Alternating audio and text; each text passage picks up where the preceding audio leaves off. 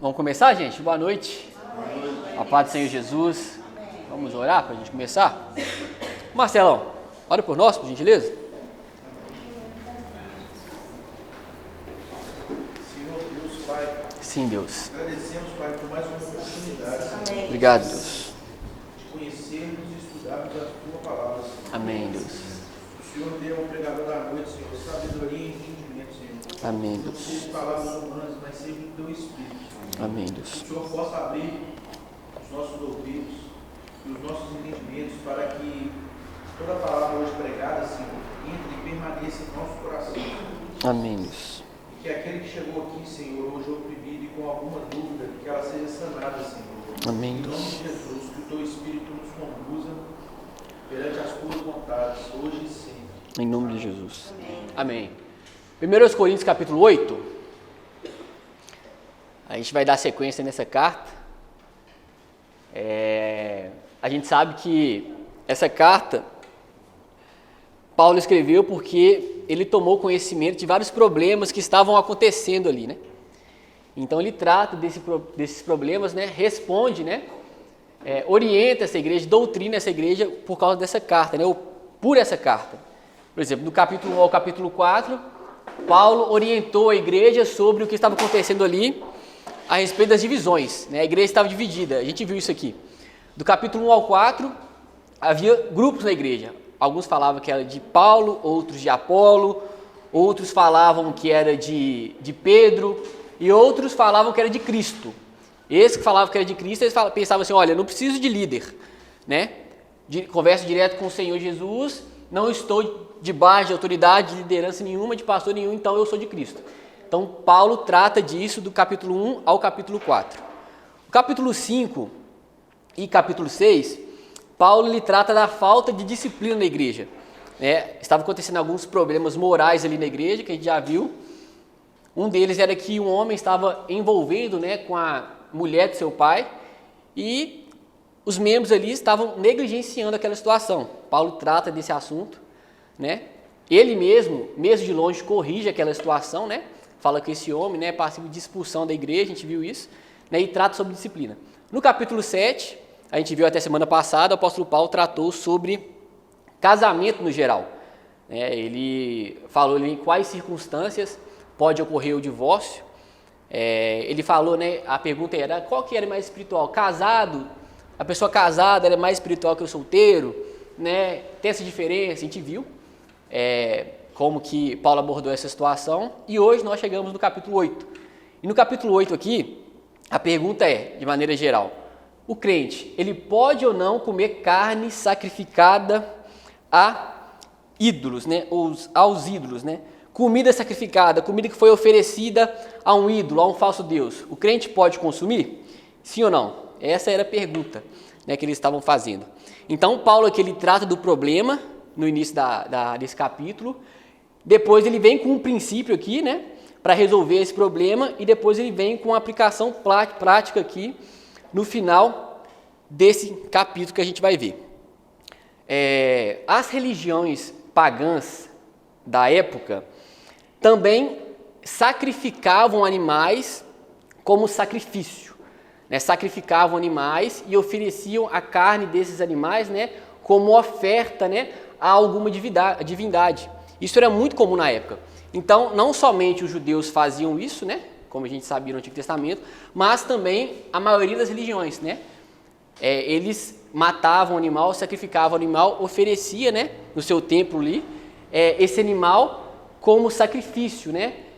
Oferecia, consagrava aquele animal e fazia parte do culto de várias religiões pagãs dessa época. Então, como que acontecia? Os animais, eles eram consagrados aos deuses, depois eles eram mortos pelos sacerdotes. E o sacerdote, então, pegava uma parte desse animal, né? Uma parte da carne desse animal e queimava ali para oferecer para alguma divindade. Então, na cidade de Corinto ali, dificilmente tinha uma carne que não tinha sido consagrada, porque a cidade era muito idólatra, né? Em sua grande parte, né, é uma cidade que tinha vários deuses ali, então dificilmente uma carne ali que era consumida não era consagrada. Por quê? Novamente, como acontecia? O sacerdote recebia aquela carne que era entregue por um adorador, ele pegava essa carne e uma parte da carne queimava. Ok. A outra parte desse animal que já havia sido oferecido a uma divindade, uma outra parte que não era queimada, eles poderiam comer ali, né, como uma espécie de comunhão entre eles. Então, no templo, no culto, eles cultuando essa divindade, eles comiam ali, né? Uma outra coisa que eles faziam com essa carne também era levar para casa. Então, o adorador que levou a carne lá, ele poderia pegar uma parte desse animal e levar para casa e comer com os seus ali, né? Chamar pessoas de fora para comer, mas lembre, essa carne já havia sido consagrada a ídolos. Então, olha as várias opções, porque era muita carne, né? Os vários destinos, né, que essa carne poderia tomar, esse animal que foi partido ali. E uma outra opção era pegar essa carne, como era muito, o sacerdote poderia pegar essa carne, depois de já ter oferecido a uma divindade, depois de já ter comido ali, né, com um adorador que havia levado o animal, depois do adorador ter levado a carne para casa também, ele poderia pegar um pedaço e doar para os mercados da época, né, os açougues da época. Ou seja, muitas pessoas ali comiam carne que já tinha sido oferecida a uma falsa, né, um falso Deus, mas sem saber. Como? Ia lá no mercado, comprava essa carne e não sabia que essa carne já tinha sido oferecida ali a um falso Deus. Olha que situação.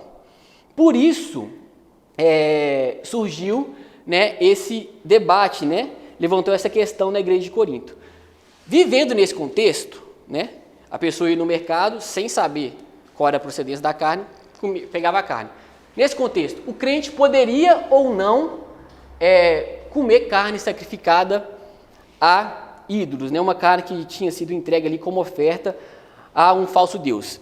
Então, nesse contexto, né, nesse pano de fundo, a igreja se dividiu em dois grupos. O grupo dos chamados fracos e o grupo dos chamados fortes.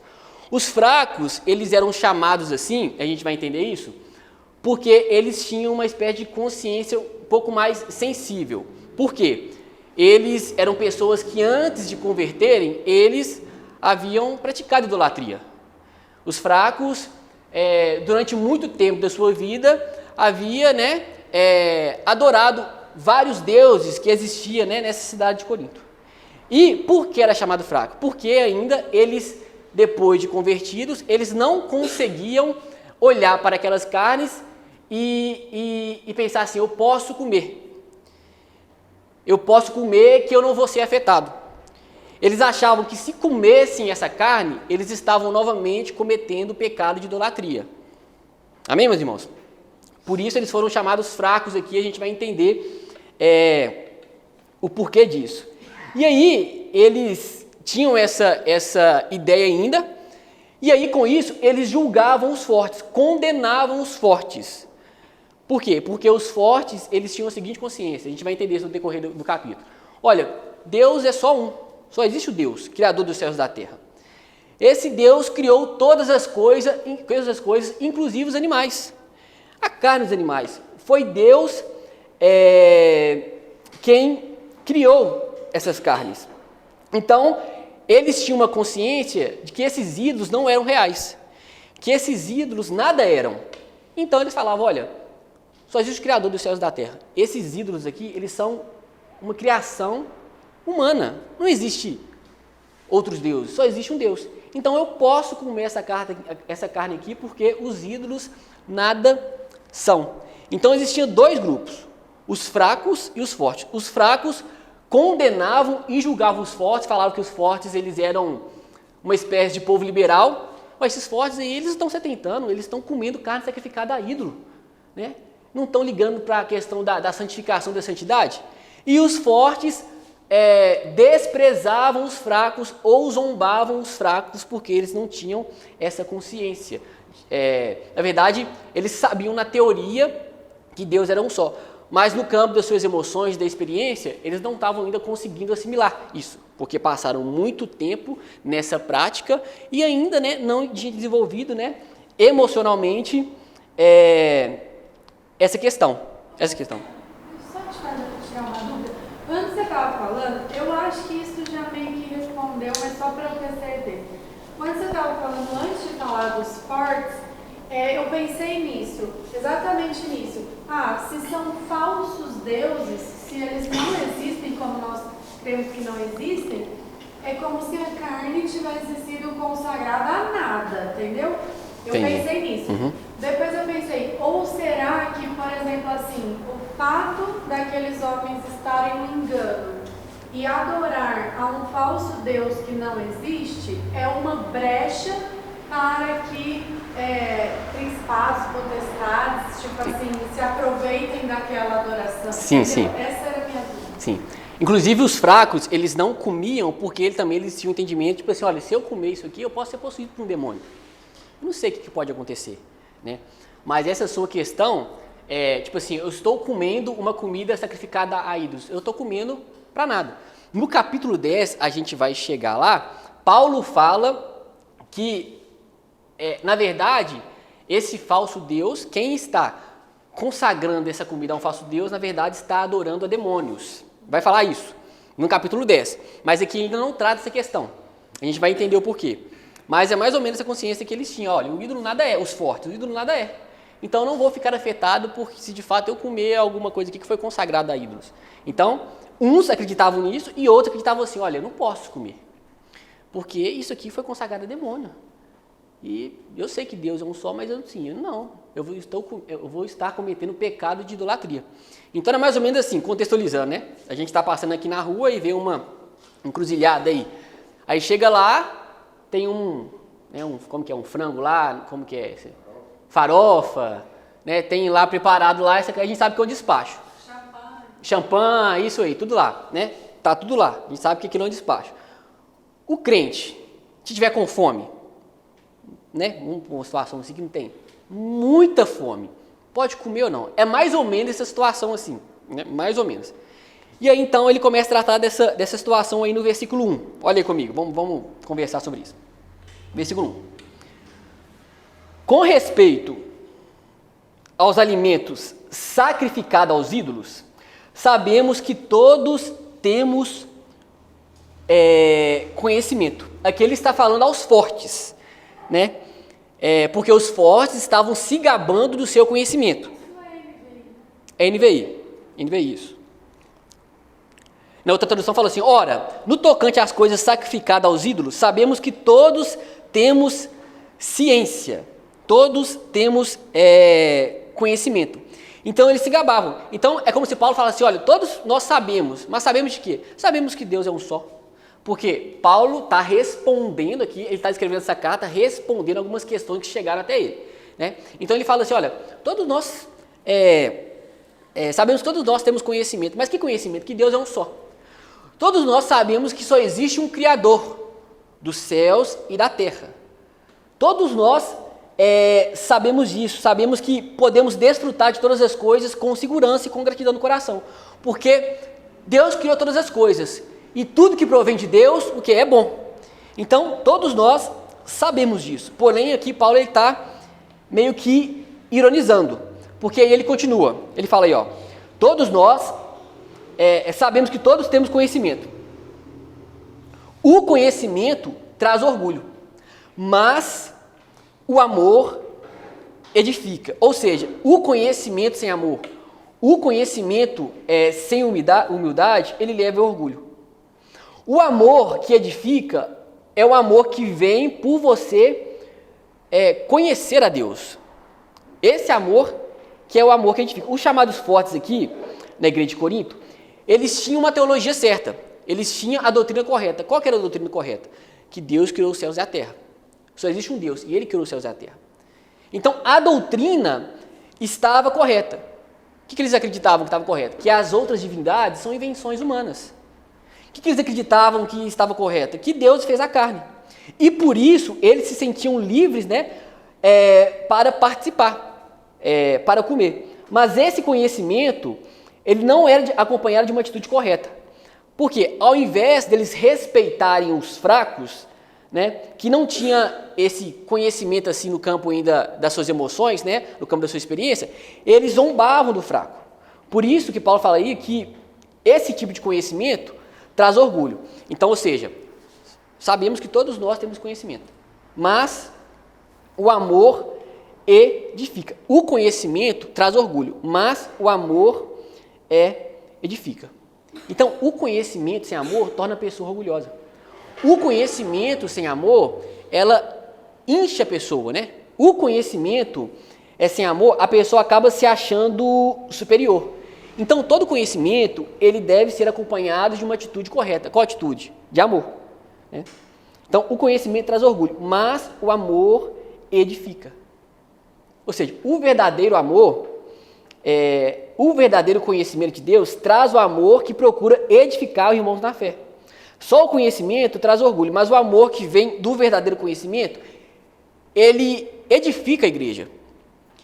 Então, se eu tenho conhecimento baseado no amor, eu vou edificar a igreja, né? Eu não vou usar aquele conhecimento, né, e vou inchar sobre aquele conhecimento, inflar sobre aquele conhecimento.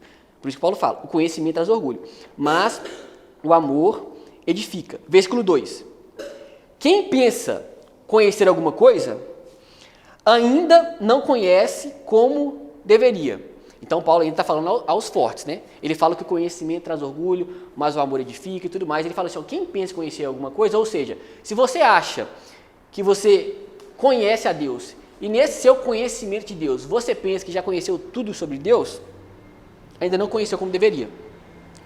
Quanto mais nós estudamos sobre Deus, né, se aquela pessoa ela é sincera e vai para a Bíblia, por exemplo, né, com humildade, com o coração aberto, para conhecer a Deus, quanto mais ela conhece a Deus, mais ela sabe que não conhece nada, né?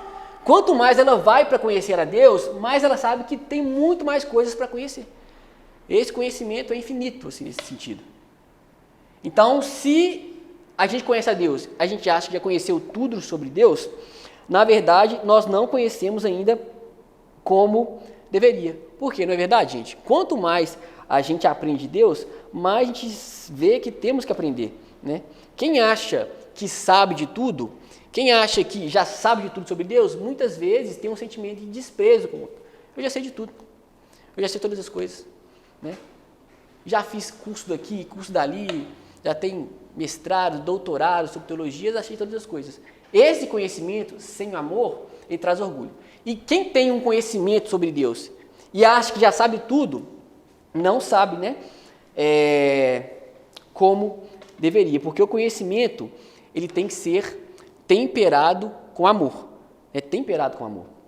E aí, ó, quem pensa conhecer alguma coisa, ainda não conhece como deveria. Versículo 3. Mas quem ama a Deus, esse é conhecido por Deus. Mas ao invés, né, de você achar que conhece a Deus e sim amar a Deus, esse é conhecido por Deus. Então a gente pode conhecer muita coisa de Bíblia, pode ler a Bíblia não sei quantas vezes, mas não amar a Deus.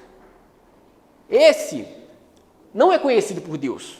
Vocês entendem? Ou seja, esse não é servo de Deus. Então a pessoa, ela, né, lê a Bíblia muitas vezes, já lê a Bíblia diversas vezes, né, sabe todas as histórias aqui da Bíblia, mas ele não é conhecido por Deus, né, porque não ama a Deus. Só estuda a Bíblia para ter informação, só estuda a Bíblia para ter conhecimento.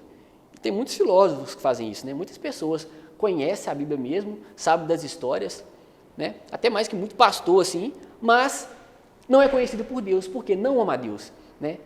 A nossa atitude de se achegar a Deus ou de conhecer a Deus tem que ser porque a gente ama a Deus, né? Tem que ser que a gente quer se relacionar com Deus, tem que ser que a gente quer se aprofundar mais e mais, né?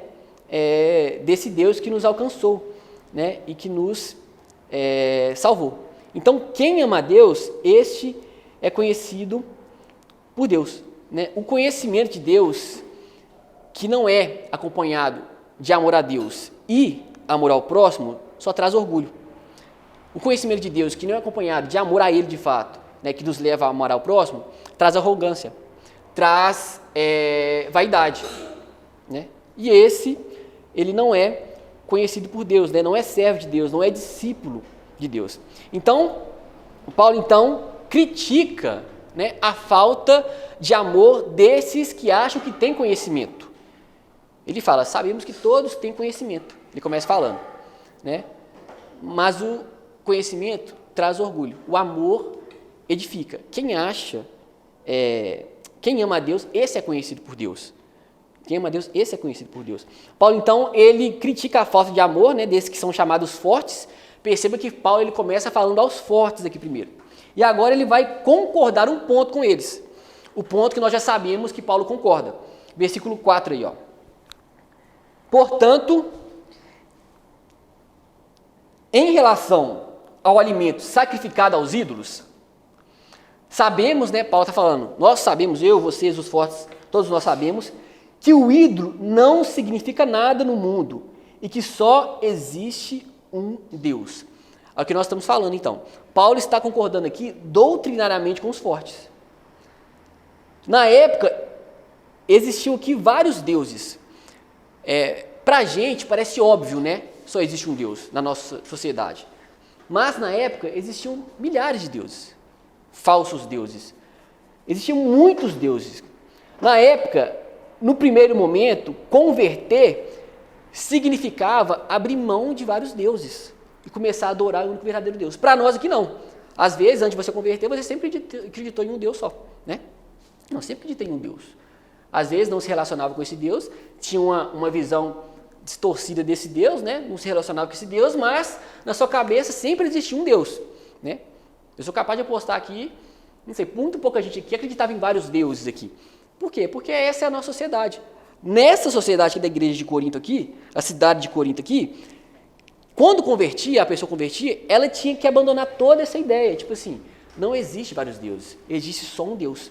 Por isso que a teologia aqui, ela está certa. Portanto, em relação ao alimento sacrificado aos ídolos, sabemos que o ídolo não significa nada e que só existe um Deus. Então a doutrina está correta, né? O que eles, na teoria, está correto, o que eles acreditam. Aí versículo 5. Pois mesmo que haja os chamados deuses, quer no céu, quer na terra, como de fato há muitos deuses e muitos senhores, versículo 6, para nós, porém, ou seja, para nós, os cristãos, né, que acreditamos que existe, que só há um Deus, há um único Deus, o Pai de quem vê todas as coisas. Por quê? Só existe um Deus. E esse Deus, ele é o Criador sobre todas as coisas. E tudo pertence a ele. Então, nesse ponto, os fortes estavam corretos, né? Por isso, eles se sentiam livres aqui para comer de tudo. Então, o apóstolo Paulo aqui está construindo, né, um raciocínio, concordando aqui com o pensamento dos fortes, né? Porque tudo vem de Deus, né? E não dos ídolos que tem por aí. Então, Paulo está concordando com eles. Existe o único Deus, o Pai, de quem vem todas as coisas.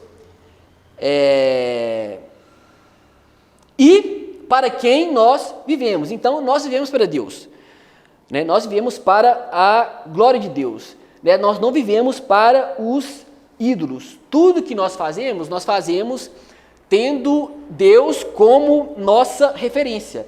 Então, com isso, eu não preciso incomodar com esses ídolos. Eu não preciso incomodar com esse falso Deus, porque eles não existem.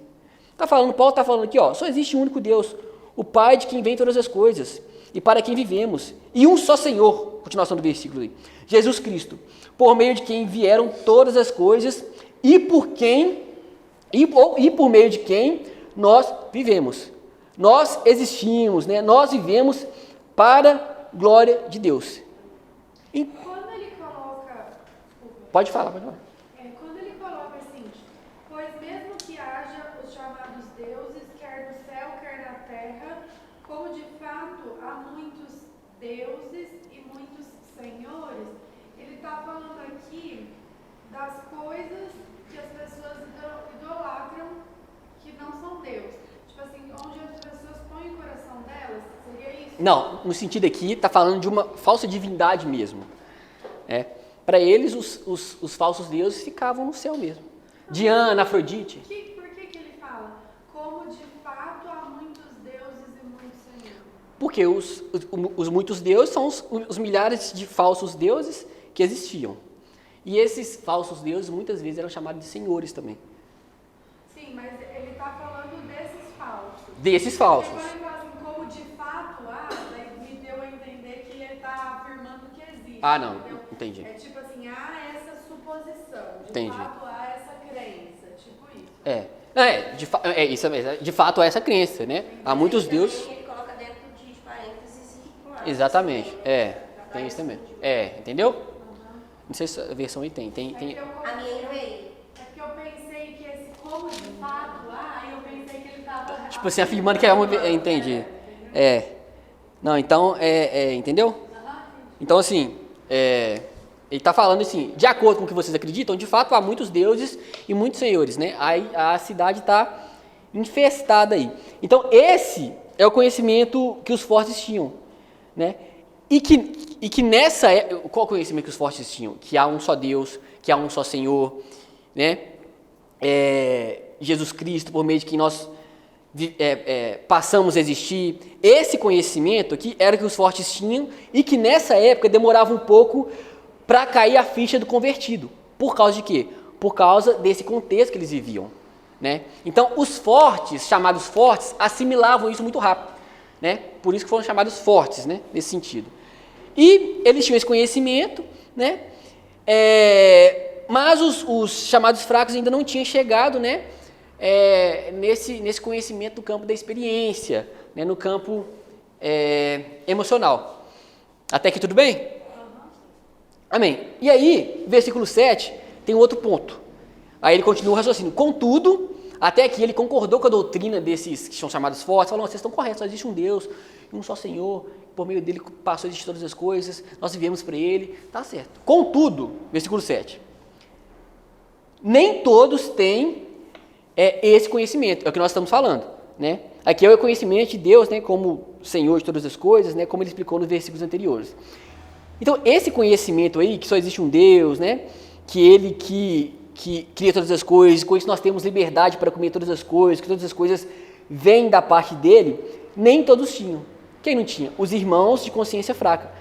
Eles não conseguiam ainda ignorar totalmente nas suas emoções o fato de que os ídolos nada são. Nada são. Ainda não, eles estavam nesse processo. Por quê? Eles cresceram com esse conhecimento, né? Até para nós, muitas vezes, quando nós convertemos, a gente veio de uma família muito tradicional de uma outra religião, às vezes a gente vem, a gente converte, a gente está saindo dos usos e costumes ainda, não é verdade? A gente vai saindo, Deus nos liberta, a gente, né, tem entendimento que a gente não deve fazer tal coisa, mas Deus está nos moldando, a gente vive num contexto ainda, acontece muito isso. Aqui eles viveram, tipo assim, toda a sua vida acreditando em vários deuses, toda a sociedade dessa forma. Aqui os irmãos chamados fortes, não, olha, o ídolo nada é, mas para eles ainda, olha, será mesmo que o ídolo nada é? No sentido assim, tudo bem que existe só um Deus, mas isso ficava na mente deles, né? Eles não estavam conseguindo desassociar assim, essa questão, estava difícil. Na prática, mesmo que na teoria eles sabiam, na prática ainda eles não estavam conseguindo desassociar. Seria difícil comer um negócio eliminando a parte da consagração. Eles Exatamente. iam acabar colocando um pouco do coração naquilo. Exatamente. Tipo assim, olha, eu não vou conseguir. Eu comia a vida toda isso, sabendo que isso era consagrado a Deus. Eu converti, só existe um Deus, mas eu não consigo. O que eles optaram fazer? Se abster de qualquer tipo de carne. Os fracos não comiam carne. Os fortes comiam e tudo mais, mas os fracos, eles não comiam a carne. Exatamente isso. Aí, versículo 7. Contudo, nem todos têm esse conhecimento. Aí, a continuação do versículo 7. Alguns ainda, e nós estamos falando, alguns ainda, habituados com os ídolos, comem esse alimento como se fosse um sacrifício idólatra. É o que nós estamos falando. Habituados com isso. Comem ainda, se comer, olha, eu estou pecando aqui, e o pecado está sendo idolatria. E aí a consequência do versículo 7. E como a consciência deles é fraca, olha o que nós estamos falando, né? E como a consciência deles é fraca, Paulo explicando, ou seja, né, não tinha ainda um conhecimento tão firme das doutrinas, nesse sentido, esta fica contaminada, Então, eles ainda estão habituados com os ídolos, comem esse alimento como se fosse um sacrifício, e como a consciência deles é fraca, a consciência deles o quê? Eles ficam contaminados. Ou seja, eles sentem essa dor na consciência, como se tivesse de fato pecado contra Deus, como se tivesse de fato praticado esse pecado da idolatria. Por isso que eu falei que eles decidiram, por isso, não comer mais nenhum tipo de carne, nessa época, para não correr o risco de, olha, eu estou pecando, eu estou, né, cometendo aqui o pecado de idolatria. Então perceba, existem dois lados, né? Dois grupos, um com a consciência mais forte, né? Um mais maduro, que achava que poderia comer carne porque os ídolos nada são, esses são chamados fortes, outros que achavam que não poderiam comer carne porque achavam que estavam pecando, né? Porque para eles a carne tinha sido sacrificada, né? E eles estariam cometendo ali o pecado de idolatria. E junto com tudo isso, vinha uma atitude de julgamento. Os mais fortes desprezavam os fracos por causa dessa questão, e os fortes julgavam e os fracos julgavam e condenavam os fortes por causa dessa atitude. Por que condenavam? Porque vocês estão cometendo pecado de idolatria. Porque vocês estão idolatrando comendo essa carne. Essa carne foi sacrificada e eles lá liberais, né? Estão comendo carne. Então, dos dois lados havia esse julgamento, né? Um desprezava e outro julgava e condenava. Então, essa era a situação aqui. E olha o princípio que Paulo coloca, então, no versículo 8, baseado nessa situação. 1 Coríntios, capítulo 8. Versículo 8 agora. Aí Paulo continua falando. A comida, porém, porque havia uma atitude de julgamento aqui, como eu falei, né? Ele falou que a consciência ficou contaminada e tudo mais. Ele fala, ao princípio, a comida, porém, não nos torna aceitáveis diante de Deus. Ou seja, Deus, ele não nos aceita com base na nossa dieta. A gente come, se a gente come alguma coisa ou não, nós não somos aprovados diante de Deus por causa disso. Nós não somos mais aceitáveis diante de Deus, né? Ou não temos um favor maior diante de Deus se deixarmos de comer determinada comida ou se comermos aquela outra. Ele fala, né? A comida, porém, não nos torna aceitáveis diante de Deus. O que significa isso?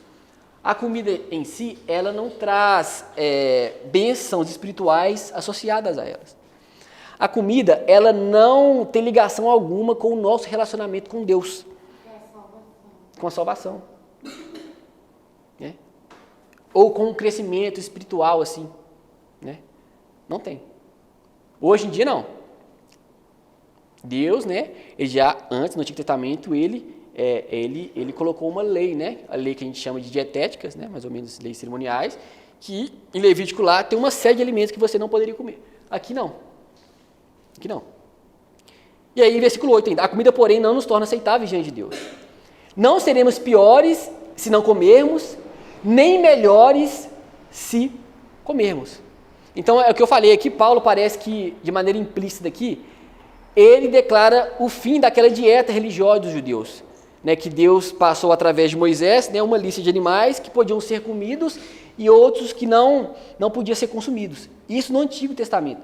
Aqui não tem mais isso. Ó. Não seremos piores se não comermos, nem melhores se comermos.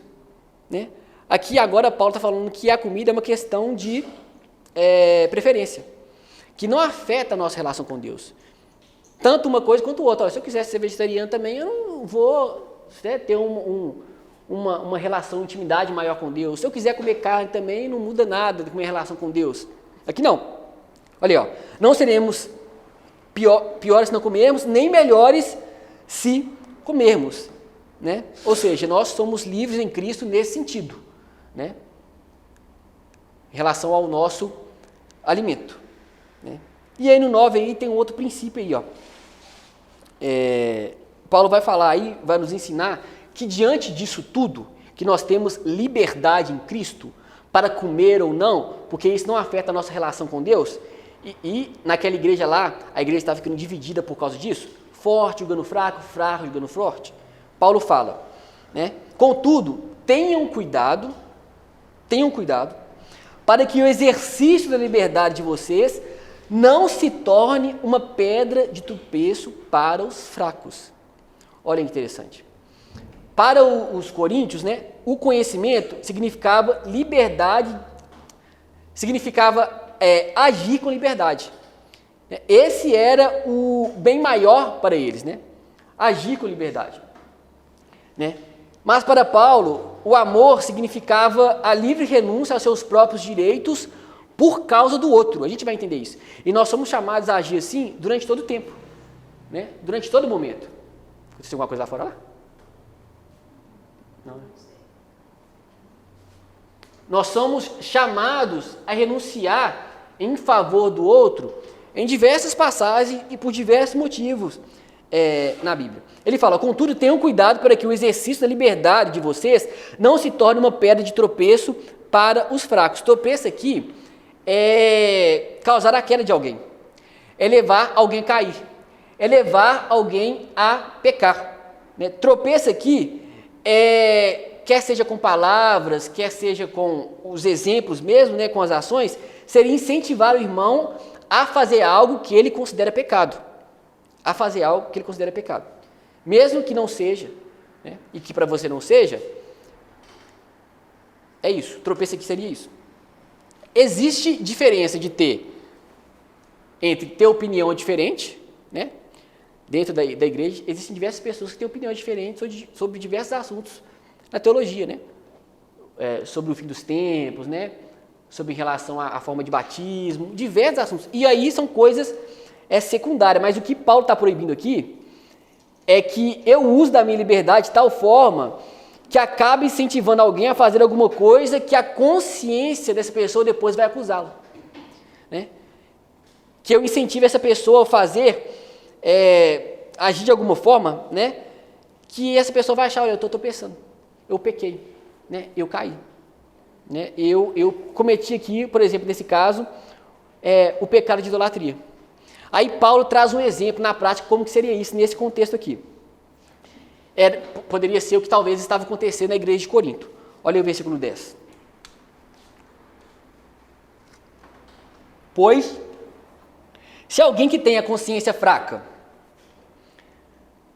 vir você que tem esse conhecimento comer num templo de ídolos, não será induzido a comer do que foi sacrificada a ídolos? Qual que é ilustrando aqui, né? É o cara que ele é cristão, né? Que ele é esse cara cristão que é chamado de forte, que é aquele que tem conhecimento que Deus criou todas as coisas, que o ídolo nada que só existe um Deus criador dos céus e da terra, que criou inclusive os animais, que eu como ali dos animais, não existe ídolo. E aí, de repente, eu fui chamado por um amigo, né? Que não era convertido ainda, para ir a um templo ali. Né?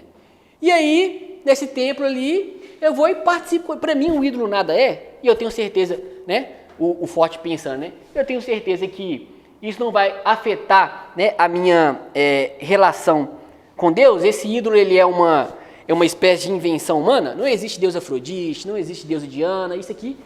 Ele, com essa consciência, vai estar ali e come, né, aquilo que havia oferecido aos deuses no templo. A gente vai ver no capítulo 10 que Paulo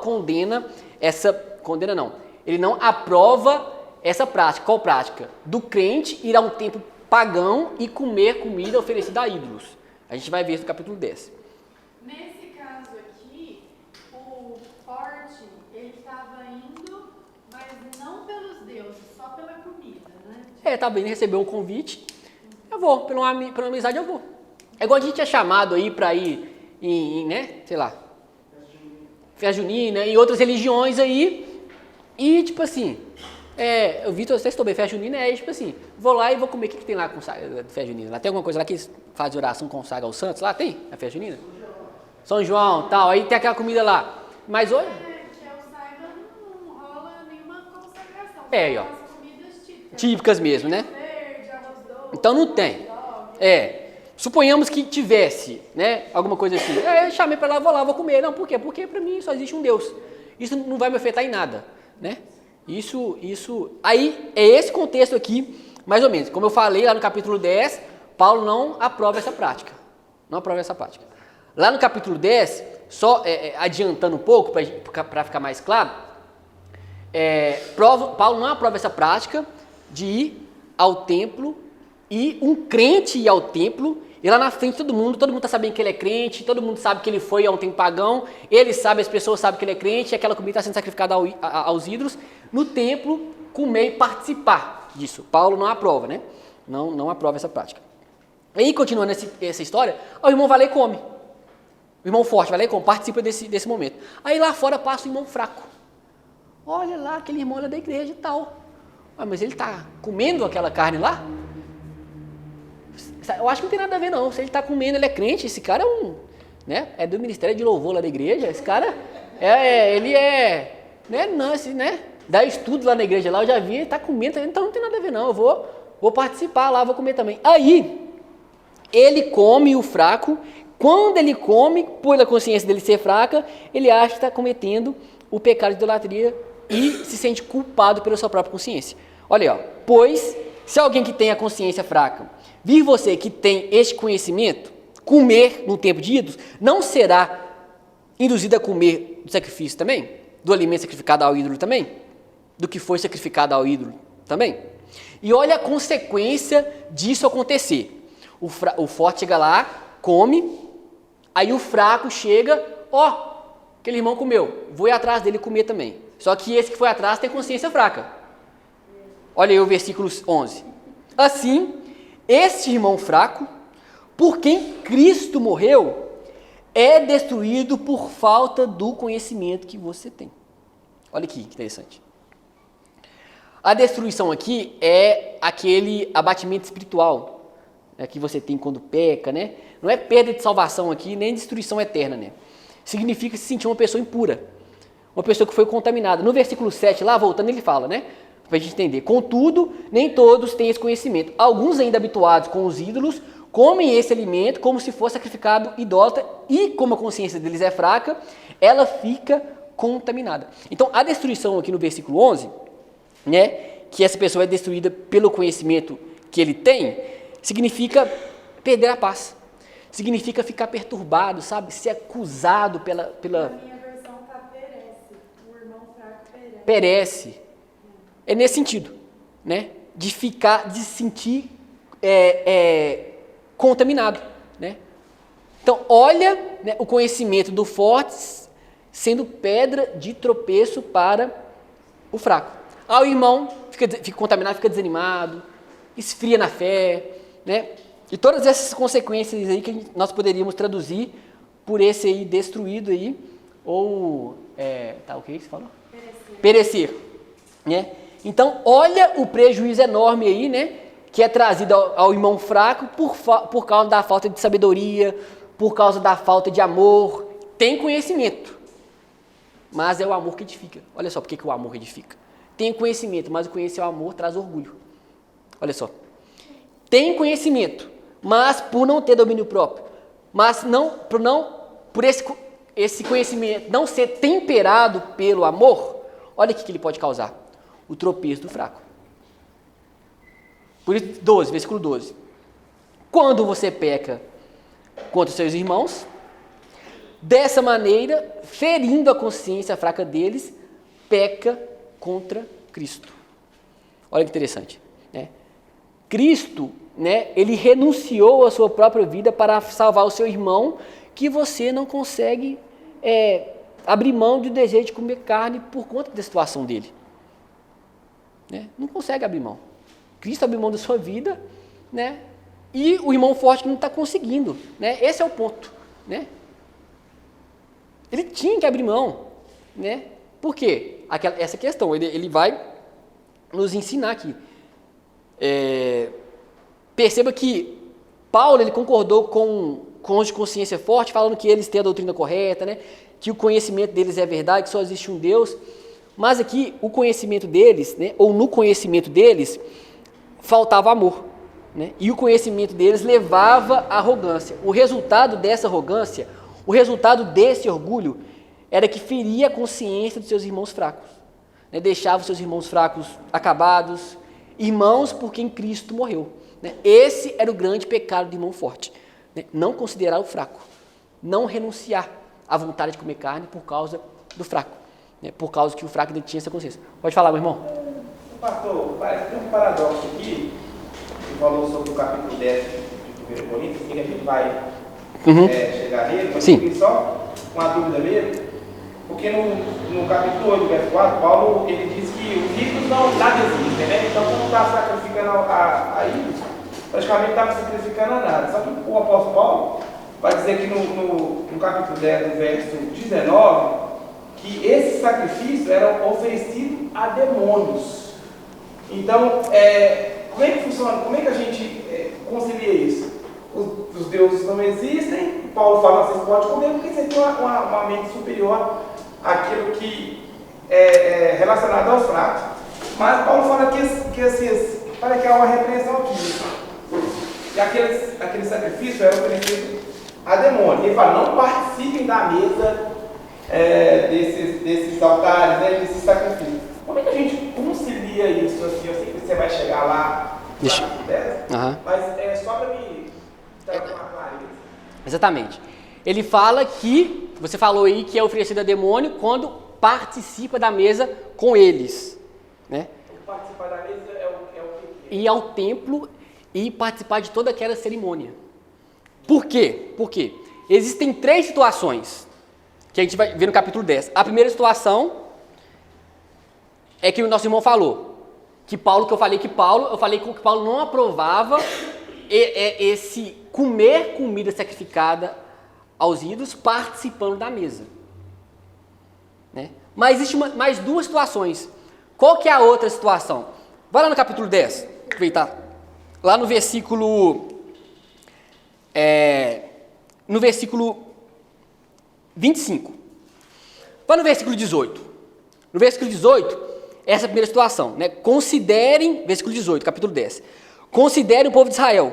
Os que comem dos sacrifícios não participam do altar. Portanto, o que estou querendo dizer? Será que o sacrifício oferecido a um ídolo é alguma coisa? Ou o ídolo é alguma coisa? Aí ele fala, não. Quero dizer que o que os pagãos sacrificam é oferecido aos demônios e não a Deus. E eu não quero que vocês tenham comunhão com os demônios. Então, o ídolo nada é. Mas o que eles sacrificam, né, naquela forma de culto, para que eles oferecem aquilo? Aos demônios. Então, nessa, não sei se eu posso chamar de liturgia, né? Nessa forma de cultuar deles, eles tinham todo um ritual e eles ofereciam, né, esse animal aos ídolos. No templo, Paulo falando, olha, eles estão oferecendo demônios. Participando ali... Mas isso inconscientemente. Eles acham que estão oferecendo a deuses. Sim. Só que esses demônios estão se aproveitando daquele ritual para serem adorados. Tipo isso. Uhum. Mas eles não têm essa consciência que estão fazendo para o demônio. Eles acham que a cabeça deles é Deus. Vários deuses que existiam, deusa da beleza, deusa da guerra. Então, a primeira situação é essa. Então, Paulo fala, olha, lá no templo, eles estão oferecendo a demônios. Então, essa é a primeira situação. E essa situação, com essa fala de Paulo no capítulo 10 aí, o que ele fala? Ele não aprova isso. Aí ele fala, né? Ele até faz ele faz uma comparação. No versículo 21 ele fala, vocês não podem beber do cálice do Senhor e do cálice dos demônios. Não pode participar da mesa do Senhor e da mesa dos demônios. Ou seja, da mesa, né, daquele ambiente que havia um culto a Deus. Todos iam para aquele templo idólatra, né, e cultuar, participava da mesa.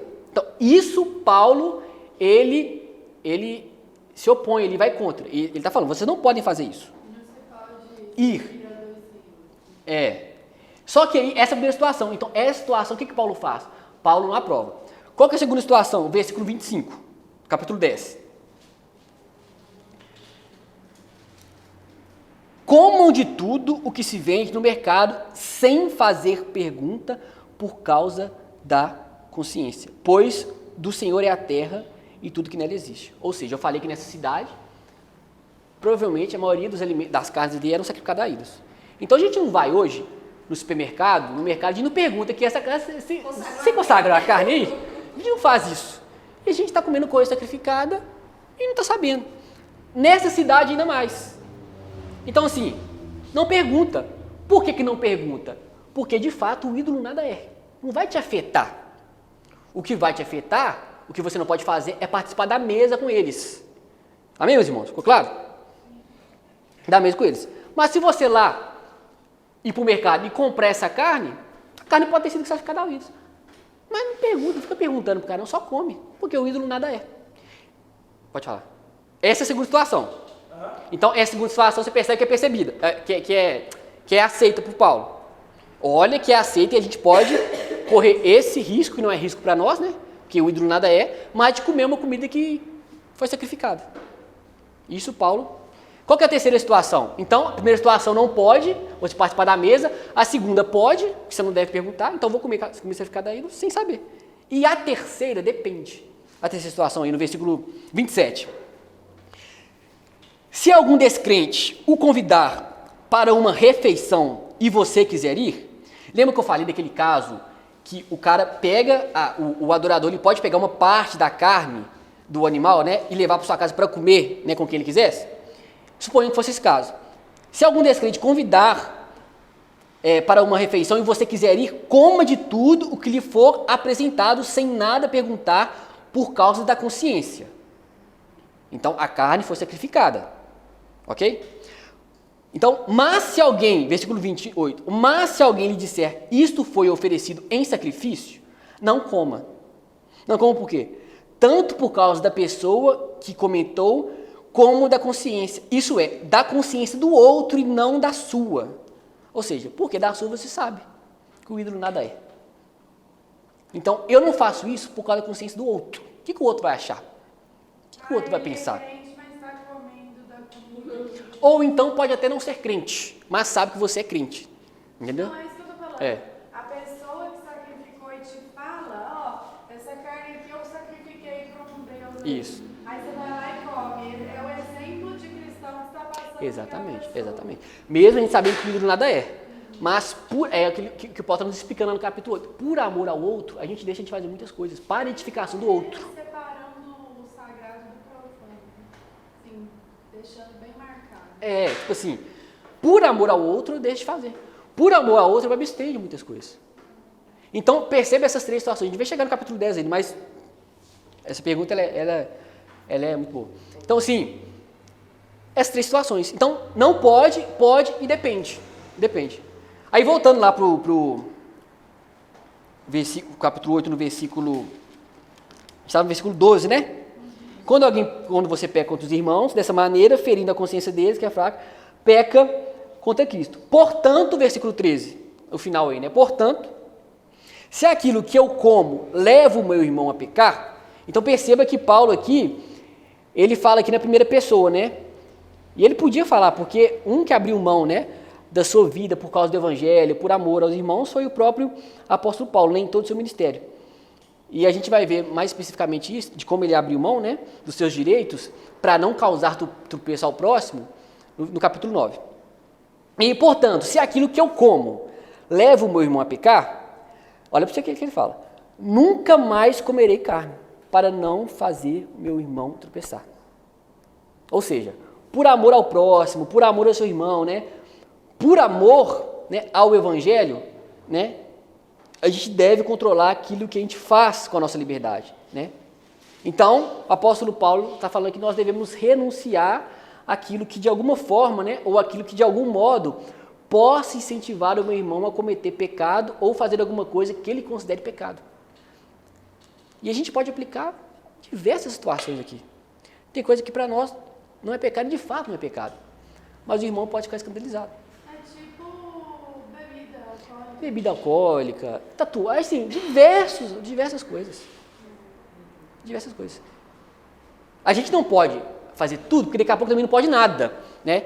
E o código moral da igreja, ele não pode ser formado somente, né, somente por essa consciência fraca, né? Então, assim, precisa ter um equilíbrio, né? Os fortes precisam ter cuidado, né, sobre como usa a sua liberdade, precisa ter cuidado, como Paulo teve aqui, E os fracos também, eles precisam ser orientados e se fortalecer em Cristo, né?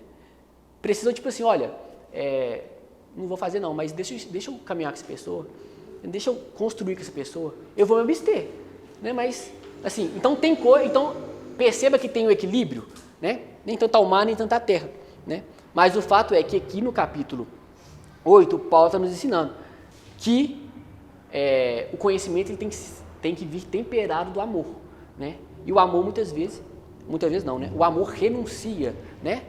Para o bem do próximo, para a edificação do próximo. É isso que eles não estavam fazendo aqui, nesse momento, né? Só que, essas questões não eram motivo de divisão, mas estava causando divisão aqui também.